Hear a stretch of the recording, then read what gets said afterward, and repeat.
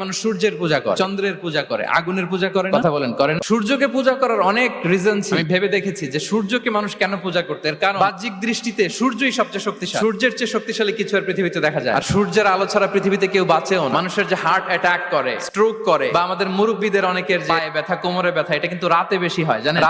রাতের সাথে রোগের একটা সম্পর্ক আছে, এর কারণ রাতের বেলায় সূর্যের আলো নাই, ফলে মানুষ অসুস্থ হয় বেশি। এই কারণে প্রাচীন কাল থেকে মানুষ সূর্যের পূজা। আল্লাহ নবী ইব্রাহিম আলাইহিস সালাম, উনিও প্রথমে ভেবেছিলেন তারাই কি আমার রব, চাঁদই কি আমার রব, সূর্যই কি আমার রব। ভাবতে ভাবতে তিনি মহাসত্যের সন্ধান পেয়েছেন। এটা আমরা উদ্ধার করতে পারতাম না যে আসলে আমাদের স্রষ্টা কে। আমাদের মধ্যে যারা চিন্তাশীল তারা হয়তো আমরা ভেবে একটা কুল কিনারা করতে পারছি না, একজন স্রষ্টা থাকতেই হয়, না থাকলে কেমন করে হয়, কেউ না কেউ। কিন্তু তিনি যে ক্ষমাশীল, অনেক পাপ করে ক্ষমা চাইলে যে তিনি ক্ষমা করে দেয়, এটা আমাদের জানা থাকতো না, ঠিক কি? তিনি যে মহাজ্ঞানী, মনে মনেও যেটা ভাবি এটা উনি ধরে ফেলেন, এটা আমরা বুঝতাম। 99টা সুন্দর সুন্দর নাম দিয়ে আল্লাহ তাআলা তার পরিচয় দিয়েছেন, এত ডিটেইল, এত নিখুঁত, এত জোরালো ভাবে। ওয়াননেস অফ গড এর যে কনসেপ্ট, রেভেলেশন